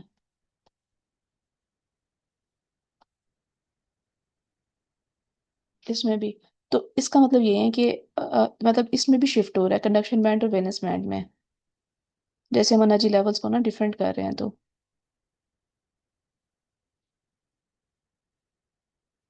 अब उसमें वही क्या, drag the slider to see how N type doping extra electron shift करते हैं, तो किस तरह से वो फर्मी एनर्जी को शिफ्ट्स अपवर्ड, जैसे उस वक्त अप चला गया था towards the conduction band, and P type doping shifts it down towards the valence band. तो इसमें हम मतलब इसको भी डिफरेंशिएट कर सकते हैं, एन टाइप और पी टाइप को। अब हम देखते हैं कि इनडायरेक्ट बैंड गैप क्यों होता है, क्योंकि सिलिकॉन में जो वैलेंस बैंड होता है ना, इट सिट्स एट द, ये valence band seats at this point, इसको हम गामा कंसिडर करते हैं, but CBM seats at about 85% of the way from. अच्छा ये हम ना उस कर्व को देख के मतलब हमें थोड़ा ज्यादा बेहतर पता चलेगा, दे आर एट डिफरेंट के points. When an electron jumps the gap, it must change both its energy and its crystal momentum. तो जब हम उसको मतलब जम्प्स द गैप का मतलब है कि जैसे ही मैंने एनर्जी लेवल को डिफरेंट किया था ना, तो उसने इसकी एनर्जी और उसके क्रिस्टल मोमेंटम जो हमारे पास के है उन दोनों को चेंज किया है। ऑब्वियसली एनर्जी भी चेंज हो रही थी जब मैं उसको एक्स एक्सिस वाई एक्सिस से देख रही थी। क्रिस्टल मोमेंटम जो है सप्लाइड बाय फोनॉन और लेटेस्ट वाइब्रेशन, जो के गैमा ये जो सारी हमारे पास ब्रिलियंट जोन के अंदर थे ये भी चेंज हो रहे थे। ये two step process is much less efficient than a direct transition. तो ये हमारे पास अगर हम गैलियम आर्सेनाइड की बात करें, हाउ द ज्योमेट्री चेंजेस। अच्छा हमने डिफरेंट एनर्जी, पहले हमने सिलिकॉन देखा है, फिर हमारे पास गैलियम आर्सेनाइड था डिफरेंट एनर्जी लेवल के साथ, उसको देखा है। तो उसमें हम देखते हैं कि भाई वीबीएम और सीबीएम किस तरह से लाइक वेरी कर रहे हैं।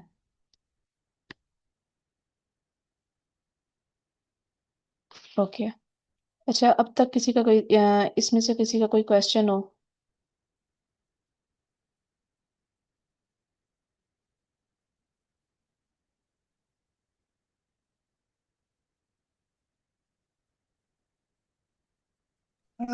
मैम मेरा जनरल क्वेश्चन है रिलेवेंट टू डीएफटी कि जब हमारे पास ऑलरेडी मतलब हम आई मीन वैसे तो हम डीएफटी पहले कर रहे होते हैं to understand the crystal structure, but जब हम्म हम एक्सपेरिमेंट किसी भी स्ट्रक्चर का कर सकते हैं, लाइक हमारे पास XRD है, हमारे पास FTIR है, SEM है, या बहुत सारी कैरेक्टराइजेशन टेक्निक्स हैं जिसके थ्रू हम रेलिवेंट प्रॉपर्टीज फाइंड आउट कर सकते हैं। तो फिर हमें DFT जो कि एक मतलब कर तो लेते हैं, बट इन अ वे कि कॉम्प्लेक्स होता है टू अंडरस्टैंड, क्योंकि बैक एंड पे किस तरह से वो जो कैलकुलेशंस रन हो रही होती हैं तो वो अंडरस्टैंड करना मुश्किल होता है।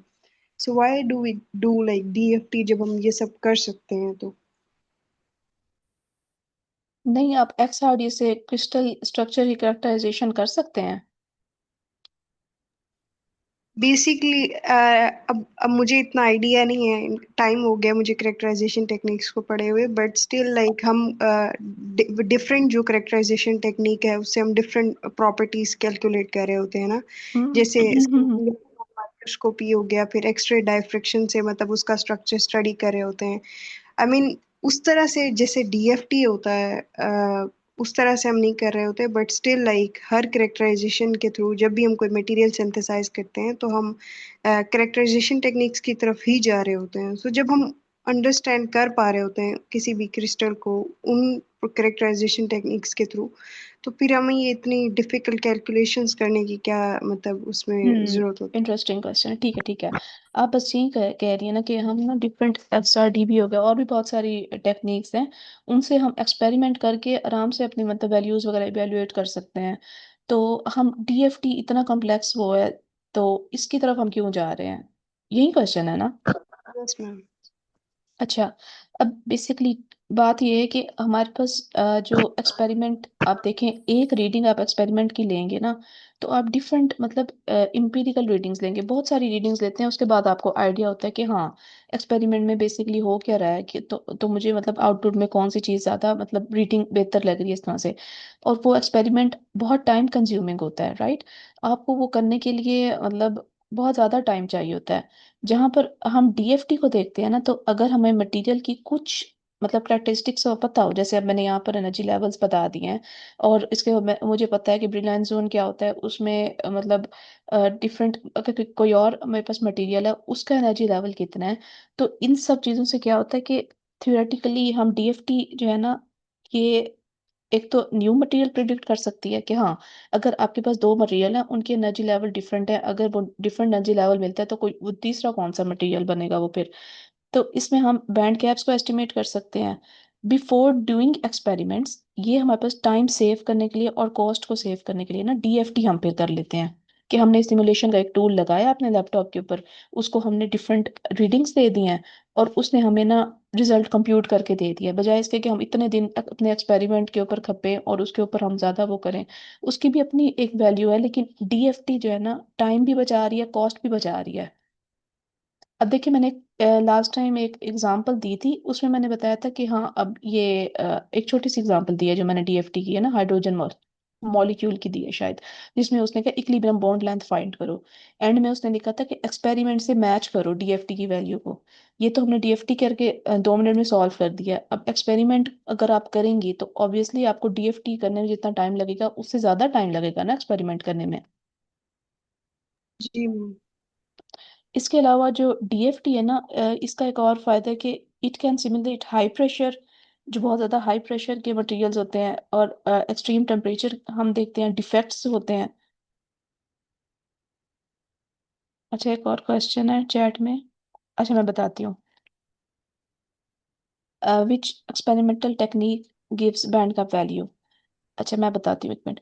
इसके अलावा हम DFT से ना सरफेसेस, इंटरफेसेस वगैरह ये चीज़ें मतलब बहुत डीपली किसी चीज़ को हमने ना स्टडी करना हो ना, तो हम थियोरेटिकली हमारे पास एक सिमुलेशन टूल है, हम उससे कर लेते हैं, वो जो कि हमारे पास डिफिकल्ट होगा टू मेजर एक्सपेरिमेंटली।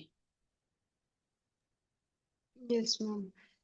तो अगर हमने जैसे DFT है, अगर हमने उसको फ्रॉम स्क्रैच लर्न करना हो तो मतलब आप उसके लिए क्या रिकमेंड करती हैं, मतलब लर्निंग मटेरियल्स, और उसके अलावा अच्छा। लेट्स सपोज अगर क्वांटम एस्प्रेसो अगर हमने मतलब उसमें बिल्कुल एक्सपर्टीज लेनी हम्म। होती है, तो ताकि किसी ह्यूमन एक्सपर्ट की जरूरत ना पड़े, हम मतलब बाय सेल्फ लर्निंग भी सीख सके, तो उसके लिए आप क्या रिकमेंड करते हैं? अच्छा ठीक है, मैंने अब तक जो एक्सप्लोर किया ना, कुछ दिनों से मैं इसको ट्राई कर रही थी एक्सप्लोर करने की, तो मुझे ये बहुत टफ भी लगी थी, जो मतलब सीधी बात बताऊं मैं, और मुझे इंटरेस्टिंग भी लगी थी। दैट्स वाई मैंने ये ना वर्कशॉप ऑर्गेनाइज की थी। अच्छा, इसमें ना मैंने ये चीज़ देखी है कि सबसे अच्छा विजुअलाइजेशन करने के लिए ना टूल आपके पास क्लाउड एआई है, ठीक है। अगर आपको किसी ह्यूमन की ज़रूरत नहीं है इन चीज़ों को करने के लिए। दूसरा ये मैंने देखा है कि इसमें जो काफ़ी अच्छे ट्यूटोरियल्स हैं, लेकिन वो बहुत ज़्यादा बेसिक लेवल पे नहीं बता रहे आपको। अब ये है कि बहुत ज़्यादा आप कहते हैं कि चीज़ों को मैं डीपली स्टडी करूँ ये वो, उसके लिए ये है कि आपको क्वांटम मैकेनिक्स आनी चाहिए, कुछ ना कुछ आनी चाहिए, कि एटलीस्ट आपको ना हैमिल्टोनियन, अब देखिए मैनी बॉडी हैमिल्टोनियन एक बहुत बड़ी इक्वेशन थी, पहले मैंने भी देखी तो मुझे मतलब लग रहा था कि काफ़ी कॉम्प्लेक्स है, बाद में मैंने उससे समझा तो मुझे आइडिया हुआ कि हम इसको अप्रोक्सीमेट भी कर सकते हैं। तो अब ये देखें, अब इस Hamiltonian, state function, wave function, इन चीज़ों को समझने के लिए ना थोड़ी बहुत आपको बेसिक लेवल की ना एक तो क्वांटम मैकेनिक्स आनी चाहिए, कि आपको पता हो कि वेव फंक्शन क्या है। और वैसे मैंने कोशिश किया यहाँ पर इलेक्ट्रॉन डेंसिटी उसको अच्छी तरह मतलब मैंने एक्सप्लोर करने की कोशिश की थी। उसके अलावा मैंने ये भी सोचा था कि मैं थ्योरम्स को भी इसी में ही करूँ, लेकिन उसके लिए काफ़ी टाइम चाहिए था, तो मैं वो कर नहीं सकी। और इसमें ना दो तीन थ्योरम्स हैं, वो भी इम्पोर्टेंट है। एक तो ये होन बैंग बर्ग कौन थ्योरम था, एक हमारे पास एक और थ्योरम भी है, रुके मैं दिखाती हूँ उसको। कौन शाम है, आई गेस कौन हाँ, शाम थी। कौन श्याम, यस यस, हाँ यही थ्योरम था, क्योंकि इसी इक्वेशन के बेस के ऊपर ही पूरी डीएफटी लाई कर रही है। तो इस तरह के थ्योरम्स जो है ना, इनको थोड़ा सा नेट के ऊपर आप ना आपको इजीली आ जाएगा। डीप सीक बहुत अच्छा है इसमें। और किसी बुक की तरफ ना जाएं, क्योंकि आपके पास अगर चैट जीपीटी इस तरह के एआई टूल से एग्जैक्ट इन्फॉर्मेशन मिल रही है ना, तो बेहतर है कि आप मतलब बुक्स की तरफ ना जाएं। बुक्स अगर आप एक्स्ट्रा टाइम है तो पढ़ लें। और जी क्वांटम एस्प्रेसो फ्री टूल है, इसकी बहुत सारे ना मतलब लाइव ट्यूटोरियल्स भी हैं इसके ऊपर। उसके लिए ये है कि क्वांटम एस्प्रेसो यूज करने से पहले आपको ब्रिलॉइन जोन के स्पेस, फॉरियर ट्रांसफॉर्म, ये चीजें थोड़ी बहुत मतलब पता हो, ताकि वहां पर तो आप ना प्रैक्टिकली डायरेक्ट कंप्यूट करेंगे ना चीजों को। तो ये चीज है इसमें। जी मैम, फिर इसमें ये है लाइक इसमें आई डोंट नो, मैंने तो इसमें जितना भी स्टडी करने की कोशिश की है, right now I started working on like quantum espresso, but DFT उससे हम्म। पहले जाहिर है थ्योरी को अंडरस्टैंड करने की कोशिश की, बट जितना पढ़ लो like I have to like go through again and again, वो इतना मतलब मुश्किल लग रहा होता है या कॉम्प्लिकेटेड है, मतलब आप समझ लेते हो बट देन स्टिल लाइक जब आप उसको विजुअलाइज करने की कोशिश करते हो तो आप नहीं कर पाते, बिकॉज अब जैसे एससीएफ कैलकुलेशन करते हैं तो मुझे नहीं पता कि हम्म। जो इलेक्ट्रॉन डेंसिटी कैलकुलेशन है वो कैसे जा रही है और मतलब किसे कैसे रन कर रही है, या क्वांटम एस्प्रेसो या कोड वो जो है वो उसको पीछे कैसे रन कर रहा है दोज कैलकुलेशंस को, तो वो मतलब बहुत कॉम्प्लिकेटेड हो जाता है to visualize those things. So that's why I was like कि किस तरह से इसको मजीद बेहतर तरीके से अंडरस्टैंड कर सकते हैं। चलो ठीक है, मैं फिर इसको ना अगर मुझे मटेरियल मिलता है ना, आपका नाम ठीक है, मैं आपसे ना ज़रूर शेयर करूँगी। एक दो चीज़ें मतलब ट्यूटोरियल्स थे, मुझे भी ना थोड़ा सा ढूंढना पड़ेगा, क्योंकि मैंने काफ़ी मटेरियल को यहाँ पर इकट्ठा किया हुआ था। तो वो मैं आपसे ज़रूर शेयर करूँगी। इसके अलावा इसकी एक दो बुक्स भी हैं, नेट के ऊपर भी आ जाएंगी, तो वो भी आप पढ़ सकते हैं। अच्छा, इससे भी ज़्यादा इम्पोर्टेंट मैं आपको बताऊँ, आप ना डीएफटी अच्छी तरह समझना चाहते हो ना, आप रिसर्च पेपर इसके पढ़ो फिर। डीएफटी के जो रिसर्च पेपर होंगे ना, उसमें उन्होंने ज़रूर मेंशन किया हुआ होता है जो भी पेपर्स उन्होंने प्रीवियस यूज़ किए होते हैं, उसमें भी आपको ना बहुत मतलब इंफॉर्मेशन मिलेगी डीएफटी के बारे में। यस मैम, और उसी बिकॉज रिसर्च पेपर को आप समझ सकते हो अपने ना चैट जीपीटी पे, या नोट एलएम जो है एक टूल है, उसके ऊपर उस रिसर्च पेपर को भी आपको इजी वर्डिंग में वो समझा देगा। तो एक ये भी एक मतलब अच्छा तरीका है मेरी नज़र में। जी मैम, बिकॉज मैंने दोनों कोर्सेज को कंडेंस्ड मैटर फिजिक्स है वो भी लिया है इसी मास्टर्स में, और क्वांटम मैकेनिक्स भी। सो और उन दोनों कोर्सेज के बावजूद लाइक आई डोंट नो, या ये सबके साथ होता है या मेरे साथ, मतलब मैं एक्सपेरिमेंटल से ज़्यादा इस थियोरेटिकल फिजिक्स या डीएफटी को ज़्यादा मतलब अंडरस्टैंडिंग में मुश्किल हो रही होती है ज़्यादा। सो मतलब विजुअलाइज नहीं हो रहा होता, या अब लेट्स सपोज अगर आप कर भी लें, जैसे मैं अभी ग्राफीन पे फॉर नाउ उस पे काम कर रही हूँ, डिफेक्ट्स वगैरह पे। जब मैं अच्छा सोचती हूँ कि मुझे थीसिस डिफेंस करना है या उस तरह से, तो मतलब एक लेमैन का जो क्वेश्चन होगा तो आप उसको आंसर नहीं कर सकते। मतलब हमें इस तरह से इतना तो होना चाहिए कि हम अगर उनको आंसर नहीं कर सकते तो उन एक्सपर्ट्स को जस्टिफाई करना बहुत मुश्किल हो जाता है। तो दैट्स व्हाई आई वाज अच्छा थिंकिंग कि मुझे एक्सपेरिमेंटल कर लेना चाहिए था rather than going for DFT which is even quite complicated to like defend. नहीं नहीं, आप ऑब्वियसली जो चीज़ आपको ज़्यादा कॉम्प्लिकेटेड लगेगी ना उसको एक्सप्लोर करने का मतलब मज़ा भी आपको ज़्यादा आएगा। तो बेहतर है कि आपने जो फील्ड चूज़ किया ना वो बहुत अच्छी चूज़ की है। ऑब्वियसली ये एक बहुत ही टफ फील्ड है, तो अगर आप इसको अच्छी तरह एक्सप्लोर कर लेते हैं तो आप स्टैंड आउट भी करेंगे बाकी लोगों में कि आपको इस चीज़ का पता है। ठीक है, एक चीज़ ये, तो आपने इस चीज़ को ना नेगेटिव बिल्कुल भी नहीं लेना। और दूसरा ये कि अभी आप बता रहे थे ना कंडेंस मैटर फिजिक्स और क्वांटम मैकेनिक्स आपने कोर्स लिया है। मैं आपसे ना एक और शेयर करती हूँ। मैं यहाँ पर चैट में भी मेंशन कर देती हूँ। लेक्चर सीरीज है, तो वो आप ना वीकेंड्स वगैरह पे इस तरह से ले लिया करें। Yes. ये नम्स के प्रोफेसर हैं, नम्स यूनिवर्सिटी के प्रोफेसर डॉक्टर सभी अनवर। मैं जी यहाँ पर मैम। चैट बॉक्स में लिख देती हूँ। इनकी फिज लैब एक वेबसाइट है, मैं बता देती हूँ। फिज लैब के ऊपर ना इन्होंने कुछ कोर्सेज के लिंक्स भी दिए हुए हैं, इनका पूरे पूरे सेमेस्टर के कोर्सेज हैं। तो वो आप एक्सप्लोर करें, खासतौर पे कंडेंस मैटर फिजिक्स का कोर्स इन्होंने 2024 में भी पढ़ाया है, 2021 में भी पढ़ाया है। तो मुझे लगता है ये आपको बहुत मतलब आपके लिए बेनिफिशियल रहेगा। उसमें उन्होंने के स्पेस बिलाइन जोन इतनी ज़बरदस्त उन्होंने कॉन्सेप्ट को क्लियर किया ना, तो इसको आप ज़रूर एक्सप्लोर करें एटलीस्ट। फॉरियर ट्रांसफॉर्म इस तरह की जो चीज़ें हैं ना कि जो डीएफटी के लिए इंपॉर्टेंट है उनको उसमें से ज़रूर देख लेना। मैंने चैट बॉक्स में ना वेबसाइट भी दे दिया है। Yes ma'am. मैम नम्स आपका की एक्सपेरिमेंटल पे रिसर्च था फॉर योर मास्टर्स या आपका DFT पे ही था? नहीं, मेरा था क्वांटम ऑप्टिक्स पे। तो मैंने भी ऐसे ही मटेरियल्स पे काम किया है। मैंने ग्राफीन और मोलिब्डेनम डाइसल्फाइड MOS2 पे काम किया है। हम्म। तो मेरा जो था मतलब बेसिक मेरा ये था कि इसमें मैंने ना दोनों मटेरियल मतलब पेरोव्स्काइट सोलर सेल्स उन दोनों को लेके ना MOS2 के साथ इन दोनों में ना मैंने जो हाई फ्रिक्वेंसी की वेवलेंथ होती है ना उसको स्टडी किया था, जी मैम। मटेरियल को एक दूसरे के ऊपर ट्रांसपोर्ट करके।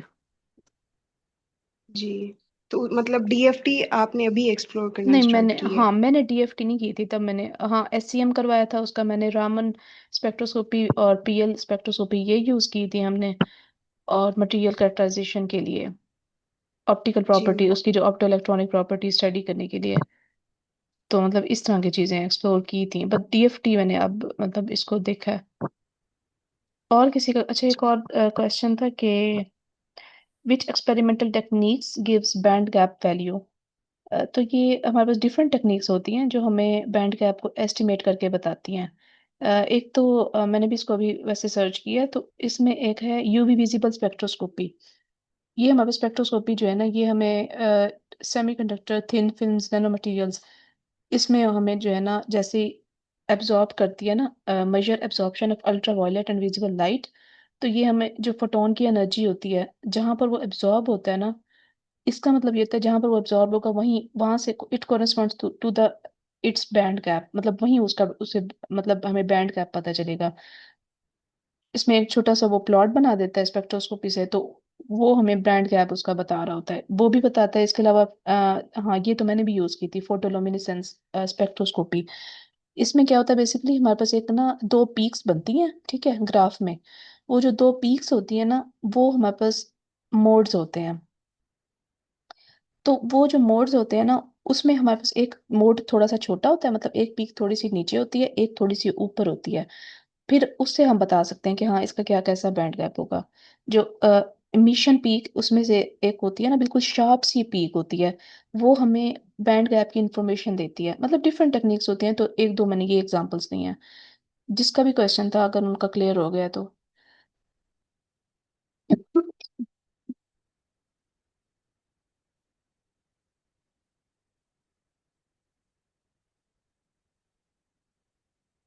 अच्छा मैम, इसके मेरा एक अलावा कुछ? क्वेश्चन है कि जो इंटरनेशनल लेवल पे बहुत कम ऐसा होता है कि डीएफटी के रिलेटेड, मतलब अगर कोई स्कॉलरशिप या कोई डीएफटी स्टूडेंट्स चाहिए होता है, तो ये मैंने बहुत कम देखा है। या फिर इसमें कोई पोटेंशियल है इंटरनेशनल लेवल पे डीएफटी का, कि इसको अगर, क्योंकि मैंने एमफिल जो अपना था ना, वो थीसिस मैंने डीएफटी में किया था, लेकिन वो बस वैसे ही किया है। वॉस पैकेज हमने यूज़ किया था, वो जो टूल है, तो उसमें हमने सुपरवाइजर नहीं हमें वो हमारी जो सिमुलेशन थी, वो बस वो लगा देता था और अगले दिन आके हमें ना वो कुछ फाइल्स दे देता था, जिसमें वो जो रिजल्ट्स होते थे, उन रिजल्ट्स को हम ओरिजिन पे ड्रा करके उनका बैंड गैप वगैरह वो उसका मेजर करते थे। तो थीसिस में हमने बेसिकली एक मटेरियल था जो जन्नास मटेरियल था।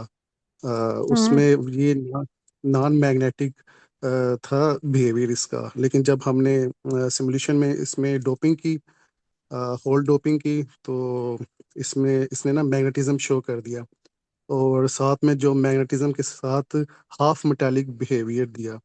तो फिर सुपरवाइजर कहता है ये ठीक है, आपका हाफ मेटालिक बेसिकली जो मटेरियल इस्तेमाल होता है वो स्पिनटोनिक्स में इस्तेमाल होता है, डिवाइसेस में, जो स्पिनटोनिक्स डिवाइसेस होती हैं ना उसमें। तो फिर उसके बाद ओके। हमने हम तो सिर्फ बस ग्राफ ही ड्रा करते रहे और बैंड गैप और रिसर्च पेपर पढ़ते रहे, लेकिन हमें वो जो वास्प जो टूल था, जो सॉफ्टवेयर था, वो सुपरवाइजर ने हमें मतलब यूज करने नहीं दिया, बस हमें दिखा दिया। ये पीछे से वो चाइना से उन्होंने पीएचडी की हुई थी, तो चाइना से लिंक है सुपर कंप्यूटर के साथ, तो कैलकुलेशन, क्योंकि वो सेस हमारे कंप्यूटर पे नहीं थी उसकी ना, ओके। तो वो खुद हमें कहता था ये बस पेपर्स पढ़ लो। उसमें कुछ पोस्ट कार फाइल होती थी, कोई इन कार फाइल होती थी, तो कुछ हम्म। क्रिस्टल के वो क्रिस्टलेटिस वगैरह, इस तरह की क्रिस्टल के सारा क्रिस्टल का फाइल स्ट्रक्चर होता था, तो वो हमें नहीं बस सर, उसमें वो आपने, समझाई। अच्छा, अच्छा, आप मतलब डीएफटी को मजीद एक्सप्लोर करना चाह रहे हैं, आप चाहते हैं कि मुझे इस डीएफटी की बेस पे ना, मतलब आगे कोई मेरा पीएचडी का प्रोजेक्ट है तो इस डीएफटी की बेस पे हो, राइट? बन गए। जी बिल्कुल ऐसे ही है। तो ठीक है। सर, आपने रिसर्च की है तो आपने कोई पब्लिकेशन की है या फिर नहीं, मैंने सिर्फ या जस्ट फिर थीसिस लिखी है, पब्लिकेशन नहीं की, मतलब थीसिस ही लिखा है बस मैंने। अच्छा, अच्छा, ये है कि ये जो टीएफटी है ना, ये एक ना लाइक फील्ड नहीं है, ये एक टूल है, ठीक है। अच्छा, अच्छा, इसको हम ओके। ना डिफरेंट मटेरियल्स कैरेक्टराइजेशन के लिए यूज करते हैं। अब जैसे फिजिक्स है ना, फिजिक्स, ओके,